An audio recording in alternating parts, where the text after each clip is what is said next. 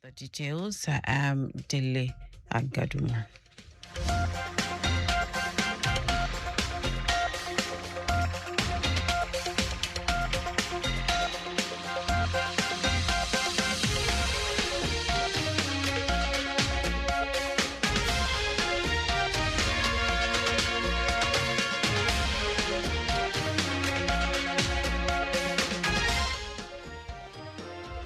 Lagos State Ministry of Women Affairs and Poverty Alleviation has called on residents to take advantage of the admission and registration exercise into its skills acquisition centers located across the 5 administrative divisions of the state. Commissioner for Women Affairs and Poverty Alleviation, Bolaji Dada, said the centers are strategically located in Ikeja, Badagry, Ikorodu, Lagos Island, and Ekwe divisions to ensure inclusivity, accessibility, and equitable participation for residents across the state.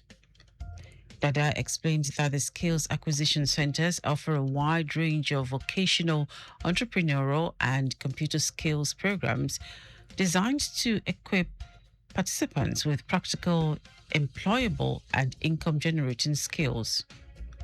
According to her, the program is a core part of WAPA's mandate to alleviate poverty, empower women, young adults, and vulnerable groups, promote self-reliance, and strengthen human capital development across Lagos State. She added that the centers are equipped with qualified instructors, modern training tools, and conducive learning environments, ensuring quality training and practical exposure for all participants. Residents of Ikorodu have pledged to be actively involved in exposing unregistered and unprofessional health facilities operating within their communities, describing such practices as dangerous and a reckless gamble with human lives. They made the pledge during a sensitization campaign by the Lagos State Health Facilities Monitoring and Accreditation Agency, HEFAMA, held at the Ikorodu Council Secretariat.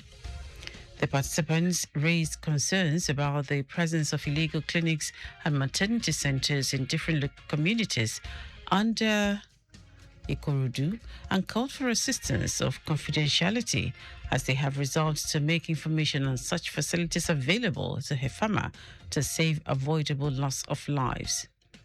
Responding to the concerns, Permanent Secretary of EFAMA, Abiola Idowu, assured participants that reports from members of the public are treated with strict confidentiality, stressing that community cooperation remains a vital tool in the agency's regulatory and enforcement efforts. Idowu, who was represented by the Deputy Director of Health Education, Oladunni Omonike, explained that the sensitization campaign was designed to encourage residents to take ownership of healthcare safety within their communities. She stated that residents play a critical role in identifying illegal facilities, especially those operating in residential buildings and unapproved locations, adding that timely reports help the agency respond faster and prevent avoidable health risks. The Corporate Affairs Commission (CAC) has deregistered more than 400,000 inactive companies from Nigeria's corporate registry in 2025. As part of ongoing reforms to strengthen transparency, protect the economy, and restore investor confidence, the Registrar General of the Commission, Hussaini Magaji, said this in Abuja during the CAC's monthly fitness walk, organized as part of activities marking its 35th anniversary. According to Magaji, the affected entities were mainly companies that had failed to file their statutory annual returns for several years and were no longer in operation. He warned that such inactive companies pose serious risks to economic integrity, noting that they can be used for fraudulent and illegal activities. President of the Senate, Godswill Akpabio, has clarified that the Senate did not reject the electronic transmission of election results, but only retained the provision as contained in the 2022 Electoral Act. Mabio made the clarification in Abuja while speaking at a book launch on the burden of legislators in Nigeria. According to him, electronic transmission of election results remains permissible, but the Senate agreed to move the phrase real time from the provision. He explained that the decision was taken to avoid legal and technical complications that could arise from network or grid failures during elections. The Senate President said the adjustment was intended to give the Independent National Electoral Commission (INEC) the flexibility to determine the most appropriate mode of transmitting results, considering technological and security challenges. And now to the rest of the stories. President Bola Tinubu has embarked on will embark on a 2-day state visit to the United Kingdom from March 18 to 19, following an official invitation from King Charles III. This visit was announced through a post on the official X handle of the British royal family. According to the announcement, President Tinubu will be formally hosted by King Charles and Queen Camilla at Windsor Castle. The president will be accompanied on the visit by his wife, Senator Oluremi Tinubu. Confirming the development, Special Advisor to the President on Information and Strategy, Bayo Ononuga, described the trip as historic, noting that it will be the first state visit by a Nigerian president to the United Kingdom in 37 years. President Bola Tinubu has approved the provision of safe corridors and guaranteed passage to ease the movement of trusted cargo bound for the Republic of Niger as part of efforts to unlock bottlenecks and strengthen cross-border trade and security. Comptroller General of Customs Adewale Adeniyi made this known during a high-level bilateral meeting between the Nigeria Customs Service and the Niger Republic Customs Administration, led by its Director General Muhammadu Yakuba at the Customs House, Maitama, Abuja. He explained that the initiative is designed to facilitate the timely movement of loaded trucks, particularly goods originating from Apapa ports and Nigerian airports and destined for neighboring countries. According to Adeniyi, transit cargoes will continue to be processed and moved within 48 hours with strict anti-diversion measures in place, thereby ensuring that Nigeria's national security and economic interests are adequately protected. Earlier, the Director General of the Nigeria Public Customs Administration, Muhammadu Yakuba, said the visit was prompted by two key challenges. One, the prolonged blockage of trucks transiting from the Republic of Benin to Niger and prevailing security concerns across the region. Minister of Defense Christopher Musa has unveiled newly renovated accommodation for corporals and other low ranks at the Gijinya cantonment in Sokoto State. The project is part of ongoing efforts by the federal government to improve the welfare and living standards of Nigerian Army personnel, especially those deployed in operational areas across the Northwest. Speaking during the inauguration ceremony, the Defense Minister said the initiative reflects the government's commitment to adequately support troops both on and off the battlefield, that is.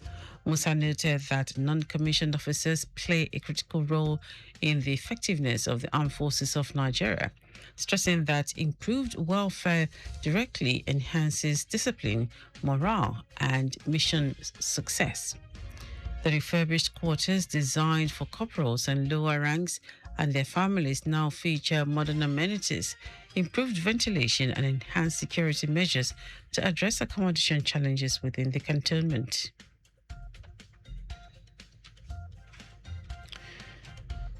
And now to foreign news. Thailand is voting in a closely watched general election as progressive reformers and military-backed conservatives battle for control of the government in a country that has seen 3 prime ministers in the past 3 years. Polling stations opened at 8 o'clock local time on Sunday and are scheduled to close at 5 p.m., with millions of voters expected to cast their ballots nationwide. More than 50 political parties are contesting the election, with 500 parliamentary seats up for grabs and opinion polls suggesting no party is likely to win an outright majority. Coalition talks are expected to follow the vote. A simple majority of elected lawmakers will determine the next prime minister. Now, sports. Nigeria's under-20 women's team, the Falconets, has boosted its chances of reaching the final qualifying round of the 2026 FIFA Under-20 Women's World Cup following a hard-fought victory over Senegal. The Falconets defeated Senegal 1-0 in a keenly contested first-leg encounter at the Moshood Abiola Sports Arena in Abeokuta on Saturday. Substitute Kindness Ifeanyi made the difference for the hosts, scoring the decisive goal with a well-taken header in the 50th minute. Speaking after the match, Falconets head coach Moses Aduku said the team remains focused and determined to secure qualification, adding that a solid tactical plan will be put in place ahead of the second leg. And that is our news at 10. Just before we go, ensure you make use of your seatbelt while driving. You can follow us on all our various social media platforms: X at Traffic Radio 961, Facebook Lagos Traffic Radio 96.1 FM, Instagram Lagos Traffic Radio 961. Subscribe and watch news and programs live on YouTube at Traffic Radio 961. Visit our website at www.trafficradio961.ng. You can also listen to Lagos Traffic Radio 96.1 FM live on My Lagos app for timely updates. Did you know that the Sanwo-Olu administration completed and inaugurated 120 units Courtland Villas, Igbokushu, Lekki? You can get more details on the Lagos State Government website. To end the news are the highlights of the major stories. Lagos State Ministry of Women Affairs and Poverty Alleviation has called on residents to take advantage of the admission and registration exercise into its skills acquisition centres located across the 5 administrative divisions of the state. President Bola Tinubu will embark on a 2-day state visit to the United Kingdom from March 18 to 19, following an official invitation from King Charles III. We also told you that Thailand is voting in a closely watched general election as progressive reformers and military-backed conservatives battle for control of the government in a country that has seen 3 prime ministers in the past 3 years. And in sport, Nigeria's under-20 women's team, the Falconets, has boosted its chances of reaching the final qualifying round of the 2026 FIFA Under-20 Women's World Cup following a hard-fought victory over Senegal. For contact with the newsroom, send a message to info@trafficradio961.ng. That is the news broadcast compiled by Adirayo Idoolaya. I am Dele Agadumo. Good morning. Thank you for listening.